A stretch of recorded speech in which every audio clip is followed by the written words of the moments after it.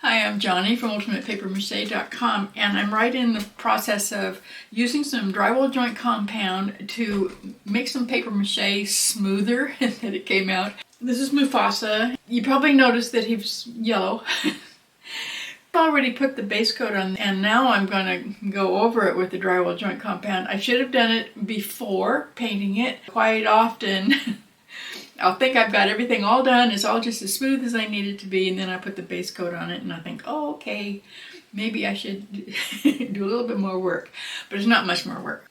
Now I used just paper strips and paste for this guy, but this system will work also with paper mache clay, and you can even use it with the silky smooth air dry clay if you want to, because sometimes no matter how hard you try to get paper mache smooth, it just, when it's all dry and you're looking at it really closely, it just doesn't look the way you wanted it to. Not quite. You don't have to do any sanding or anything. You can just use a lightly damp sponge or a cloth. That's what I'm going to use on these. You don't have to sand them. I'm using this silicone spatula, and I happen to pick this one out of the drawer in the kitchen because it's just really flexible. I just want to cover up minor imperfections, so I'm going to put just like a paper thin layer. I should mention also that I am putting this over the Lion King patterns. You know, this is hollow, so it's made out of cardboard underneath. But this also works on regular paper mache sculptures of any kind, whether you make them from scratch or make them from a pattern, it doesn't matter. You can use it on sculptures or masks. Almost all of it's going to come off when I use my damp rag. But there are some places where I don't want to lose a detail. And I'm trying to put this on really thick right now, just so I can show you. I'm just going to use this little tool. This is a silicone tool with a point on it, but you can use anything. Even a Q-tip would work. And I'm just going to go back and get it out of the crease, because I want that to show up. Went to a lot of work to get that on there, you know, get the shaping. Well, it wasn't that much work. Just a roll of tinfoil on the inside of his eye, and then you put the styrofoam ball on there, so it wasn't that big a deal, but you know what I mean. I don't want it to get hidden by the drywall joint compound. I just want it to be easy to finish. That's what I meant. So now I've got this guy done, and I want to show you how to tell when it's ready to go ahead and smooth it off with your damp rag or sponge. Sponge works really well because it's nice and flat. This is baby Simba, and you can see there's some spots right here that are darker than the rest of it. This is almost white, and this is a light gray. This is not dry enough. As soon as these gray spots turn the same color, then I'll go ahead and smooth it off. I'm going to put this in front of a fan just to make it go a little bit faster. So that should be dry in just a few minutes, and I'll be right back and we'll finish him up. Okay, so now he's all dry, and it's time to smooth it all off. And I'm going to use this rag. I would prefer to use a kitchen sponge, just the smooth kind, but you have to use one that you've never used before. You have a brand new one. And I don't happen to have any on hand right now, so I'm going to use this microfiber cloth that I found in the drawer. And it's not quite as smooth as I would like, but it is going to work. So now what I'm going to do is I'm going to put it in this water and get it lightly damp, very lightly. And I'm saying that over and over again because there's two things that you can do to totally wipe all of this off.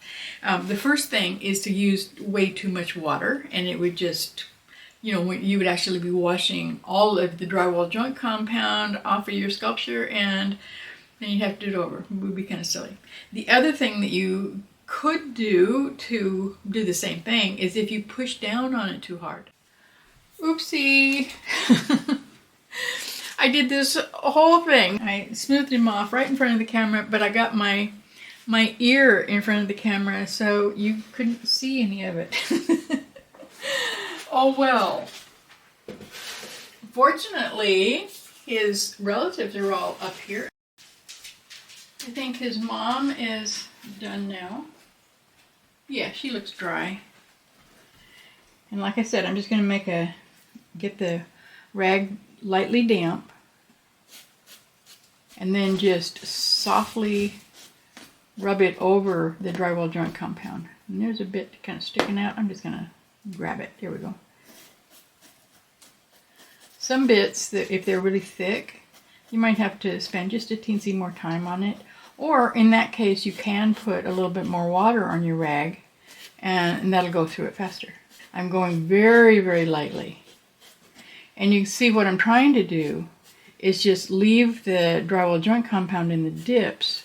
Now you can probably tell that in some of the places on Sarabi, I put more of the drywall joint compound than I should have. On something like that, you might actually want to grab some sandpaper. I just got this. It's actually for my sanding machine. It's 150 grit.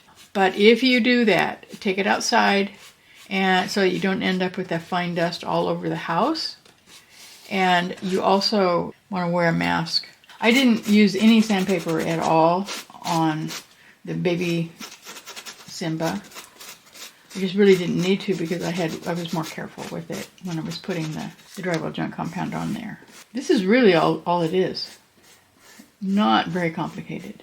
For the eyes, that is going to take a little bit more water on that part just to smooth that out because I want more of it off.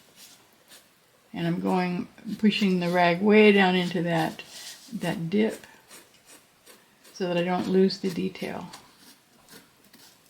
This is going to take some time, but there's no mess whatsoever, and it just, it's coming off just perfectly smooth. Since Baby Simba is already done, and hopefully you were able to see this, I tried to keep my ear out of the way this time. I'll finish her later and let you take a look at little Baby Simba because he's all smoothed off already. I put him back in front of the fan because, you saw I was getting the drywall joint compound wet, and it's now almost dry. There's a couple of spots you can see, like right here, and that's still wet. You don't want to paint it until all of it is that light color. This is just really nice and smooth. Now when you paint it though, there is going to be a difference in absorbability between the paper mache and the drywall joint compound. I mean, right now this is paint because I painted it first and then found out that I needed to smooth it off, but it can make just a slight difference in the way the paint looks.